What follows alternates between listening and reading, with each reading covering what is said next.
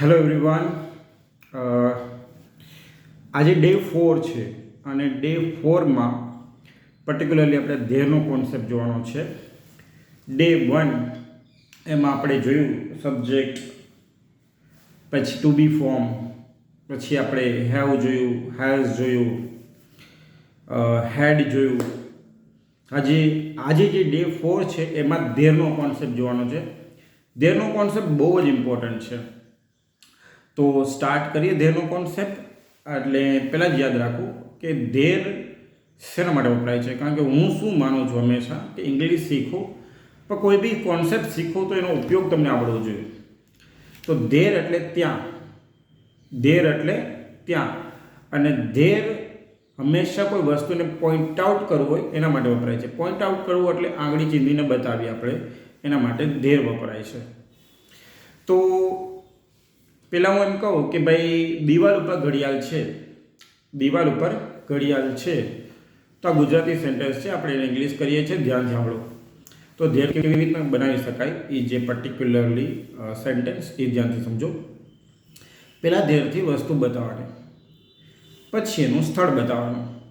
કઈ રીતે? તો સેન્ટેન્સ એવો છે કે દિવાલ ઉપર ઘડિયાળ છે. તો there is a clock on the wall. There is a clock on the wall. એટલે દિવાલ ઉપર ઘડિયાળ છે. હવે એને પ્રશ્નાર્થ બનાવવો હોય તો કે શું દિવાલ ઉપર ઘડિયાળ છે, તો શું કરવાનું છે? ઇઝ આગળ લગાડી દેવાનું છે. Is there a clock on the wall? શું દિવાલ ઉપર ઘડિયાળ છે? ચલો દિવાલ ઉપર ઘડિયાળ નથી, નેગેટિવ સેન્ટેન્સ બનાવવું છે. તો there is not a clock on the wall.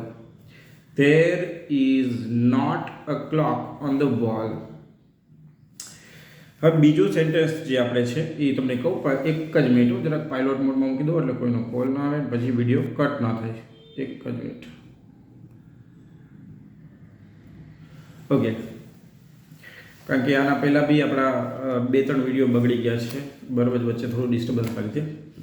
ચલો, તો થોડું વધારે ઇઝી કરવા માટે એક વસ્તુ તમને કહું છું, ધ્યાનથી સમજી લો. કોઈ વસ્તુ સરફેસને ટચ કરીને ઉપર હોય તો ઓન આવે. કોઈ વસ્તુ સરફેસને ટચ કરીને ઉપર હોય તો ઓન આવે. આ રીતે હોય તો અબાવ, અબાવ. અને આખું હોય આવી રીતના ઓળંગી જાય એવું તો ઓવર. ને અંદર હોય તો ઇન. ઓન, અબાવ, ઓવર ને અંદર હોય તો ઇન. એટલું યાદ રાખજો, બરાબર. ફરી એકવાર, ઓન, અબાવ, ઓવર અને અંદર હોય તો ઇન. હવે હું એમ કહું કે પંખો મારા માથા ઉપર છે, પંખો મારા માથા ઉપર છે, તો સેન્ટેન્સ કેવી રીતના બનશે? તો સેન્ટેન્સ આ રીતે બનશે. There is a fan above my head. There is a fan above my head. ફરી એકવાર, there is a fan above my head. એટલે પંખો મારા માથા ઉપર છે. શું પંખો મારા માથા ઉપર છે? ઇન્ટ્રોગેટિવ બનાવવો હોય, પ્રશ્નાર્થ બનાવવો હોય તો ઇઝ આગળ આવી જાય. Is there a fan above my head? Question mark. Is there a fan above my head? Question mark. પંખો મારા માથા ઉપર નથી, તો there is not a fan above my head. There is not a fan above my head. ચલો પછી ત્રીજો sentence.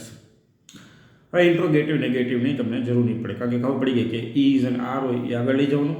આગળ લઈ જાઓ એટલે ઇન્ટ્રોગેટિવ થઈ જાય. સૌથી બાકીની પહેલાં મૂકો ઇઝ અને આર અને એમ, તો ઇન્ટ્રોગેટિવ થઈ જાય છે. આમાં એમની તો જરૂર નથી, એટલે ઇઝ અને આર. હવે ત્રીજો સેન્ટેન્સ કે સરદાર પટેલ બ્રિજ, તાપી નદીની ઉપર સરદાર પટેલ બ્રિજ છે.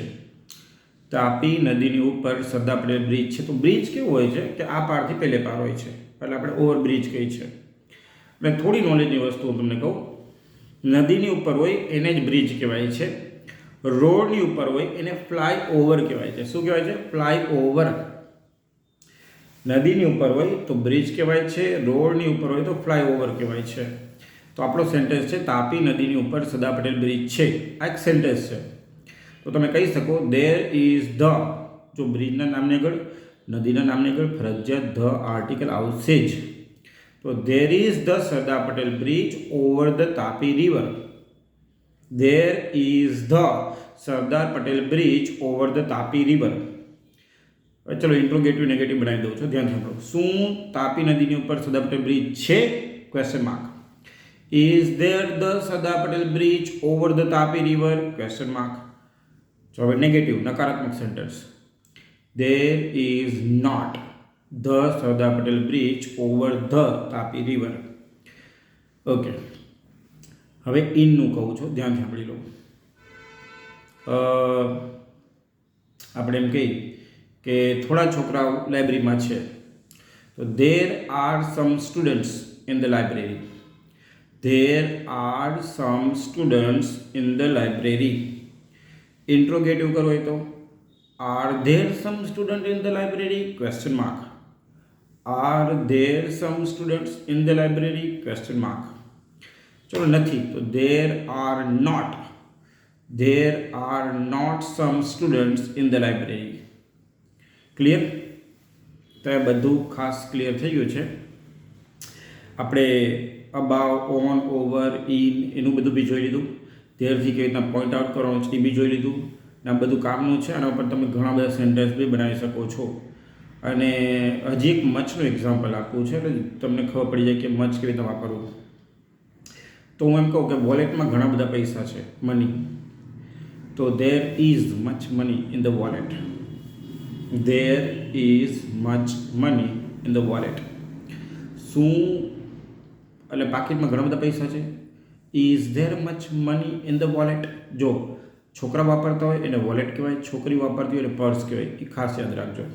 ફરી એકવાર, છોકરા વાપરતા હોય એને વોલેટ કહેવાય, છોકરી વાપરતી હોય એને પર્સ કહેવાય. તો is there much money in the wallet? Question mark. Negative. There is not much money in the wallet. તો અહીંયા ખાસા બધા સેન્ટેન્સ આપણે ડિસ્કસ કર્યા, કવર થઈ ગયા, બરાબર છે. આ ધેરના કોન્સેપ્ટમાં છે. ડે 4 છે, ડે 1, 2, 3 અને પછી 4 જોશો તો તમે વધારે સારું રહેશે. પણ ડે 5 જે હું મૂકીશ, બરાબર છે, એમાં પોઝેસિવ ફોર્મ છે. પોઝેસિવ ફોર્મ એટલે એપોસ્ટ્રોફી ક્યાં લાગે, ઓએફ ઓફ ક્યાં લાગે, માલિકી દર્શાવવા માટે વપરાય છે પોઝેસિવ ફોર્મ. એ તો બહુ જ કામનું છે બેઝિક ઇંગ્લિશમાં જે છેલ્લું છે તે. એટલે ડે 5 સુધી તમે ઘણું બધું બેઝિક શીખી લો, પછી ટેન્સીસ ચાલુ થશે. અને હા, મારો ક્લાસીસ જે છે ગુજરાત આણંદમાં છે, વલ્લભ વિદ્યાનગરમાં, ઇસ્કોન મંદિરની બાજુમાં, Radha Mohan complex, 2nd floor, 204 number. અને અમારું ફેસબુકમાં ચેનલ છે TEAVVN. ફરી એકવાર બોલું છું, TEAVVN. તો એ બી અમારું ફેસબુક ચેનલ છે. એમાં બી મારો ઘણો બધા રિઝલ્ટ ને લેક્ચર તમને જોવા મળી જાય. ફેસબુકમાં બી ડૉક્ટર દીપક ધુમડિયા લખશો એટલે ફેસબુકમાં એ આવી જશે. Spoken English with doctor Deepak ધુમડિયા લખશો, યુટ્યુબમાં આવી જશે. ફરી એકવાર યુટ્યુબનું નામ, મારા 2 યુટ્યુબમાં ચેનલ છે. અને ગમે તો બંને સબસ્ક્રાઈબ કરી નાખજો. Spoken English with doctor Deepak Dhumdiya, IELTS with doctor Deepak Dhumdiya. Spoken English with doctor Deepak Dhumdiya, IELTS with doctor Deepak Dhumdiya. ને દીપક ધુમડિયામાં દીપક લખો તો DIPAK લખજો તો તમને ફટાફટ મળી જશે. ડૉક્ટર અને દીપક ધુમડિયા.